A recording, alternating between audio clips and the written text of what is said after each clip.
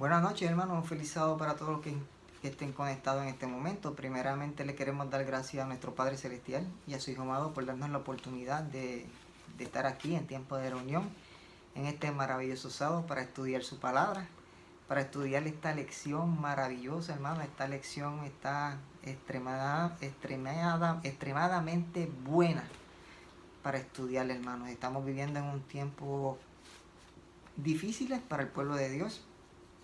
Pero vamos a ver por qué ocurren todas las cosas que están ocurriendo, por qué los gobiernos, por qué las autoridades implantan leyes. Y vamos a sacar de este pequeño estudio lo mejor que podamos.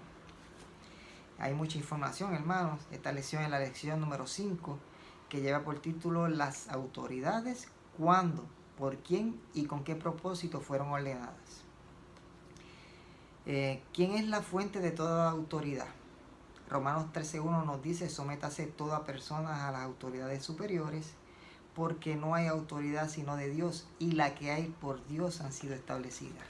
O sea, hermano, estamos hablando aquí que todas las autoridades que están han sido establecidas por Dios, han sido ordenadas por Dios.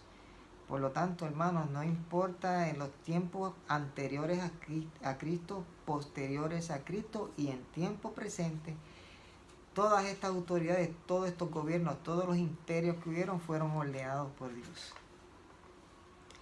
Y eso lo vamos a ver, ¿verdad?, en este estudio.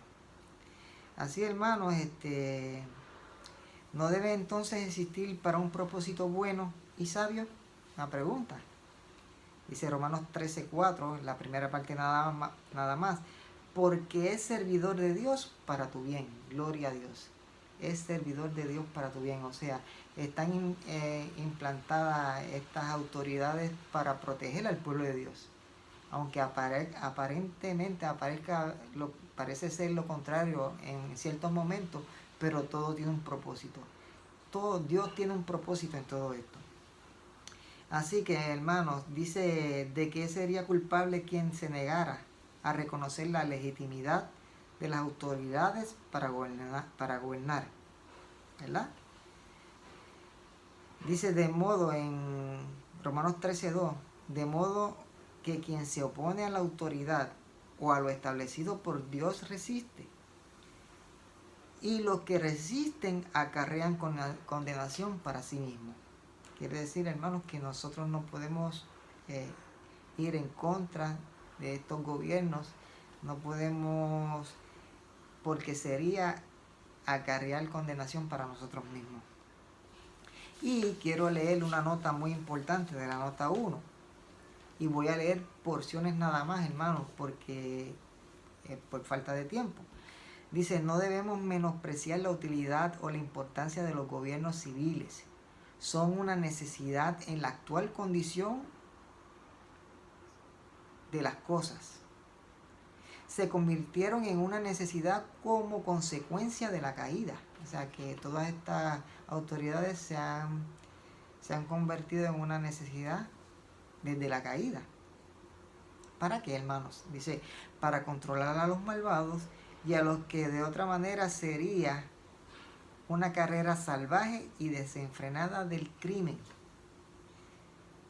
O sea, hermanos, todo lo que vemos a través de las redes sociales, todos los crímenes, todas las malas cosas que hay, aún con los gobiernos, esto sería peor si fuese sin los gobiernos, porque sería una carrera salvaje y desenfrenada del crimen. Bien, hermanos. Ahora, están ordenadas para el castigo de los malvados y para la alabanza de los que hacen el bien. Ningún cristiano, dice aquí, ningún cristiano por lo tanto debe despreciar el gobierno, hablar mal de los dignatarios o hacer una acusación injuria contra los gobernantes. O sea, no es nuestra parte hacer todas estas cosas en contra de los gobiernos, ni injuria, ni hablar mal de los gobernantes. No, ese no es el propósito, eso no es lo que el pueblo de Dios debe hacer. Lo que el pueblo de Dios debería hacer, dice: más bien debemos orar por los reyes y porque podamos llevar una vida tranquila y pacífica en toda piedad y honestidad. Eso es lo que le toca al pueblo de Dios. Nosotros no debemos hacer otra cosa en cuanto a los gobiernos que orar por ellos. Entonces dicen, hermanos, que Satanás hace todo lo posible por pervertir los gobiernos y cambiarlos de protectores del pueblo de Dios a opresores del mismo. Satanás quiere cambiar, ¿verdad?, el propósito de Dios, que es que los gobiernos sean protectores del pueblo, pero Satanás quiere convertirlo a que sean oprimidores o opresores del pueblo de Dios.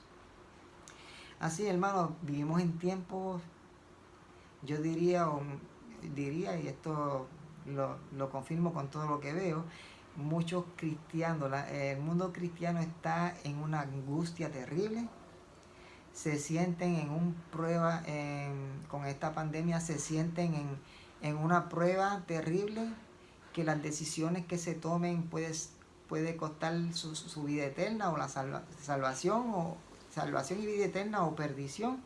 Han llevado este punto a un nivel, ¿verdad?, donde cualquier margen de error en cuanto a nuestra decisión, en cuanto a la pandemia que tengamos que hacer, se ha puesto como si fuese salvación o perdición. Cualquier cosa que podamos hacer en esta pandemia. Y no debería ser así, hermano.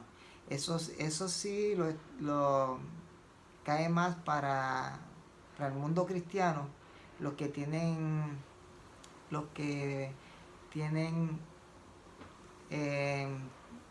conocimientos, otros conocimientos en cuanto a la palabra de Dios, otras interpretaciones. Esas son creencias populares. El pueblo de Dios no debe adaptar las creencias populares y poner esta pandemia como si fuera a un nivel de una prueba para el cristiano, en que lo que hagamos nos lleva a la perdición o a la salvación. Todo lo que concierne en la pandemia. Así que, hermanos, esa no es la prueba. Aquí nos dice que hasta que los gobiernos civiles no hayan tomado finalmente y completamente su posición contra la ley de Dios. Oigan bien lo que estoy diciendo. Hasta que los gobiernos no tomen una posición en contra de la ley de Dios y hayan retirado su protección de los que guardan los mandamientos de Dios, cosas. Primero, para que sea la prueba para el pueblo de Dios, primero tiene que ser que el gobierno invalide la ley de Dios. Y segundo, que le quite la protección a los que guardan los mandamientos de Dios. Y hayan retirado su protección a los que guardan los mandamientos de Dios. No habrán servido a su propósito y terminado su utilidad en este asunto. O sea, hermano, esta es la verdadera prueba para el pueblo de Dios. Esta es la verdadera prueba, cuando se elimine la ley de Dios y cuando el gobierno retire su protección a los que guardan los mandamientos de Dios. O sea, nos dice aquí a los que guardan los mandamientos de Dios. Por lo tanto, hermanos, la verdadera prueba, ahí cuando los campeones estén solos en este momento, porque va a haber el mundo completo en contra de los que guardan los mandamientos de Dios. Y el mundo completo, y ahí van a estar solo los campeones. Cuando los campeones estén solos, hermano. Vamos a ver lo que nos dice. Yo quiero leer una cita de Joya de los Testimonios, tomo 2, Ellen G. White. Una cita poderosa de 50 megatones. Dice, cuando la religión de Cristo sea más despreciada, cuando su ley, lo mismo que estábamos leyendo aquí, cuando su ley sea más menoscabada, entonces deberá ser más ardiente nuestro celo y nuestro valor y firmeza más inquebrantable. El permanecer de pie en defensa de la verdad y la justicia cuando la mayoría nos abandone. El pelear la batalla del Señor cuando los campeones sean pocos. Gloria a Dios, hermanos, cuando los campeones sean pocos. Esta será nuestra prueba. Gloria a Dios. Tenemos profeta, hermanos. El mundo evangélico no tiene profeta. Por eso andan a la deriva. Y cuanto viento de doctrina falsa las absorben. Pero nosotros tenemos profeta, hermanos. Cuando la mayoría nos abandonen, cuando sea eliminada la ley de Dios, cuando el pueblo de Dios no tenga protección por el gobierno. Entonces, en ese tiempo debemos obtener calor de la frialdad de los demás, valor de su cobardía y lealtad de su traición. La nación estará de parte, o sea, la nación, los gobiernos, la cristiandad, todo. La nación estará de parte del gran caudillo rebelde en ese momento, hermano. Ahí en ese momento van a ser los campeones solos. Cuando el pueblo de Dios esté solo en ese momento. Esa es la prueba verdadera para el pueblo de Dios. Esa es la prueba la que nos lleva a que las decisiones que tomemos en ese momento nos pueden costar para vida eterna o para perdición. No ahora, hermanos, no ahora. Ahora es tiempo de gemir, de clamar, de orar. Y que nuestras mentes estén puestas en el santuario celestial, lugar santísimo. Gloria a Dios, hermano. Así que, hermano, seguimos, ¿verdad? Con la próxima pregunta.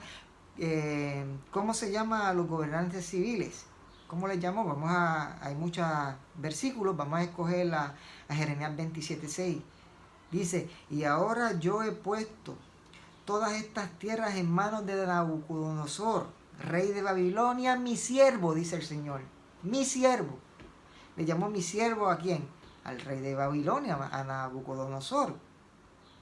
Y aún las bestias del campo le he dado para que le sirvan. O sea, ¿cómo le llama en este momento Dios a este rey de Babilonia? Que en ese tiempo escogido era un hombre pagano, adorando a otros dioses. Sabemos después lo que sucedió. Le llamó mi siervo. ¿Ve? Entonces Isaías 45:1. Así dice Jehová a su ungido, a Ciro, al cual tomé yo por la mano derecha para sujetar las naciones delante de él y a desatar los lomos de reyes, para abrir delante de él puertas y las puertas no cerrarán. Gloria a Dios, hermano. Ese es nuestro Dios. Ese es nuestro Dios. ¿Cómo él le llama a estas autoridades? Por lo tanto, hermanos, podríamos decir, ¿verdad? ¿Con qué palabras se ordena a los cristianos que muestren respeto al poder civil?